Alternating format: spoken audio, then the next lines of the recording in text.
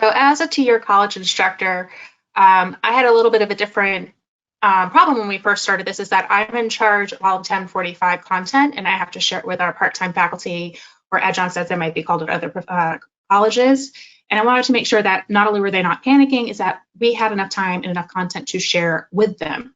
As Allison alluded to, when we have students, we don't know what their home situation is. They could be working more, they could be working less, they could be having access to a computer, access to a printer. We just don't know. And we've been finding at the two-year college is that a lot of our students are actually working more. As I said, I'm in Orlando, so we have a lot of hospitality. So that initial rush after we got told to go virtual was that our students were working far more than they expected. So the number one rule I can give you is be kind and be adaptable.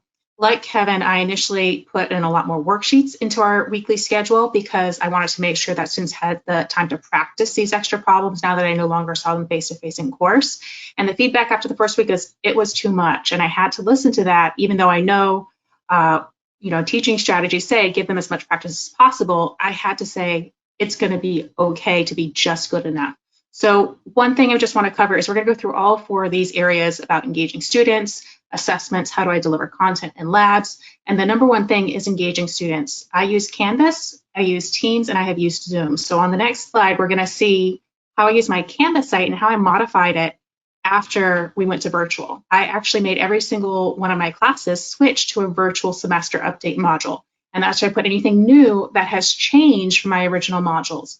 So when I normally do Canvas, my whole Canvas semester is set up. So what's changed is only in this new module. And you'll see that I have these things called weekly class notes and attendance. And on the next slide, we'll see what the class notes look like. I've set these up that they're a weekly message to my students. And in this most recent week, I had to actually say thank you. Thank you for sticking with me. Thank you for proving to yourself that you continue to do your education online in this very unique and novel experience. You want to make sure you cover what do we miss, because again, if someone checked out for the week, you want to give them a chance to say, okay, I know I've missed chapter 8, I've missed chapter 9, but I might have time to do that before I go and cover chapter 10 content. Again, that be adaptable. I am usually a very strict person when it comes to deadlines. I threw that out the window. You have to. We just don't know. For example, Tuesday, I didn't have internet. So I didn't have a chance to talk to my students the way I normally would on Tuesday. And I said, okay, let's adapt and let's do this Wednesday. The other thing is I've actually listened to my students' feedback about attendance. I require attendance all semester, and I had changed it the week before we left for spring break, being aware that some people were getting sick. I said attendance is not going to be collected the rest of the semester. And at that time, I thought we were going back into the classroom. When it came back that we were entirely virtual, student feedback has said, we actually want to be counted for attendance. We want it to be counting that we were attending these lectures. So on the next slide, you'll see an example of an attendance assignment. And this assignment, actually I forgot to do check-in. So I'm going to pause myself and go back to this check-in. So the other thing I could say is when you're communicating with your students, please check in with them. I did this check-in about a week after we switched to virtual. And for the most part, I heard back from students that I had been seeing in the virtual lectures all week, but I actually caught about 15 to 20 of them who hadn't been checking in. They were just so panicked with the virtual switch, they checked out.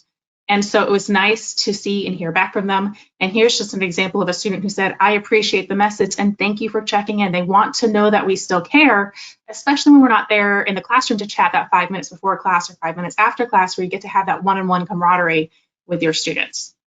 So on the next slide, we do have my attendance. And what I did use was the IJC attendance. I did use the IJC e-text along with sapling homework. And in the textbook, along with Tyler's videos, you have practice problems. And these practice problems exist right after an example problem. And so when we have a practice problem, I assigned 10 of them and I said, do them all in full. I am aware that they can get it entirely from the textbook, but what I wanted to see is how they worked it out. So I said, here's the hint if you can't get it right away. And if you still can't get it, here is the answer.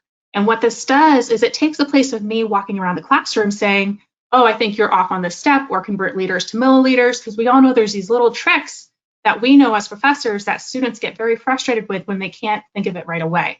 And so having these practice problems at hand, showing them this step-by-step progression in a problem has helped relieve some of that frustration, and students really appreciated having that available to them. That being said, they did say it was too much. So instead, the first week where I had them do all 30, the second week I said do 10, and I listened even further. And on the next slide, you'll see what I did for this most recent week, where I said, okay, I hear that you're still struggling. I hear that you're still busy adapting to everyone's online lecture style. And I just need to know that you're paying attention. So send me a picture. So someone sent me a picture of the assignment page. Someone sent me their practice problems. And then I said, if you send practice problems, you'll get a 5% bonus on their exam, because the other thing that happened is the week we came back, I had to give their exam. They knew they were coming back from spring break to an exam. That was something we voted on as a class. They wanted to have spring break to study, not to take it before spring break. So they had to come back and adjust right away to a digital version of an exam. And so they didn't do as well as they normally would. And I like giving bonus points for when it's a frustration not caused by their understanding, but instead from an outside parameter. So they have this ability to do a 5% bonus, either by doing the practice problems or doing the IGC activities, IGC being the interactive general chemistry that we're talking about from Macmillan. And with these two activities, they're always linked to the textbook. And so they are lab-based activities, and they can do very well to replace labs. So I assigned 2 of them. Normally per chapter, I assign 1 or 2, and I had taken them out the first 2 weeks, again, trying to focus on practice problems. But students actually request they come back in because they enjoy it.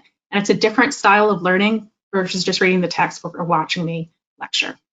So on the next slide, we will see the other options that I had for how I talk to students. I also included new digital questioning. So with digital questioning, I actually use the Respondus Lockdown browser, and we've used them for quizzes all semester. The testing is what was new, is when I used it for exams. So to remind everyone, because again, as I mentioned, a lot of students didn't have computers, so they had to do this on their phone. So I gave a practice quiz, and this practice quiz has a periodic table on there, so they know it. And they also had a problem where they had to actually input superscripts and subscripts, so they know how to actually input their answers before they get penalized in a real quiz question. So please, please, if you're doing new technology, 1, take it yourself so you can see the errors, but 2, let your students do a practice run before it actually has an official grade to it. We had an earlier question on how do we actually lecture, and I lecture using Zoom now. It was the fact that on this next slide, I actually have only 1 prep this semester. First semester in my career, I've only had 1 prep. So instead of having 4 Canvas sites, Zoom can only link 1 meeting to 1 Canvas site. So with my 4 classes, I decided to go live 3 times a week, but all my classes can go to that same meeting. So I created a team site from Microsoft, and I link in my Zoom meetings. The reason I chose to go live is the feedback was, if they had the time to go to it, they wanted to see my face. They wanted to be able to ask me questions in real time. But at the same time, they wanted to be able to watch me later. So they could speed me up, they can slow me down, they could pause it. And so as soon as I record it, I send the invite, you can see at the top of the image. And then right after it's done, I say, here's the recorded lecture. And then they can watch it as they wish. And it's actually been very useful to see who logs in live versus who logs in after. And it's about like a 40-60 split. The amount of live changes because so many teachers have actually required live attendance. My attendance is no longer required to be live. I just ask they interact on a weekly basis. And so unlike Allison and Kevin, I actually created a weekly schedule because of the oddities in everyone's new schedule. But the other thing is just keep it up to date. For example, my Tuesday when I was out of internet, I immediately logged into Zoom or logged into Teams, and I said, I'm unavailable. I'll email you as soon as I'm done and I have internet again. And I did. Like 3 o'clock, I was like, okay, I'm back on. If I missed your email and you don't hear from me, please email me again by tomorrow morning. And so it's been a great resource for me.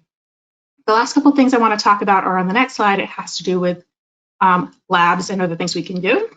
The labs, I've actually did both from IGC. The eText, again, has these virtual activities. So here we see the one for spectroscopy that I assigned last week. And the labs have these assigned worksheets. But if you're using them to replace the lab exercise, you may want to create your own documents, maybe add some more post-lab questions in order to assess learning. You could also use the Google document that's been going around. It has about 4 or 5 slides or sheets where it goes through biology, chemistry, and physics. And if you don't have access to that, just again, email Maureen and I can send her the link to that as well. But it is kind of widely available. So if you haven't seen it, do a Google search real quick for virtual laboratories. And the big thing that I saw is that we've been trying to blend our traditional notebook. So we still, I actually had my part-time faculty, they are still assigning our original pre-lab and then using these activities as their post-lab in their actual lab assignment. So use your tools that you have available with you. Your students already paid for these materials. And sometimes there was a little bit of frustration, so like, we're not using it anymore. So if they paid for a lab manual, maybe continue using some of your pre-lab questions in order so that they don't feel like they totally, threw out or wasted money by no longer having an in-person lab experience. Other things I could recommend is Oral Society of Chemistry or the PhET if you haven't used the IGC, but I highly recommend IGC. They're really great experiences for doing these virtual labs. And then on our last slide, I'm just kind of recapping. What I have is just, again, be kind, be adaptable, use the resources you have. Again, done is better than perfect, as we heard already. And just reach out to your colleagues, reach out to us, reach out to Maureen.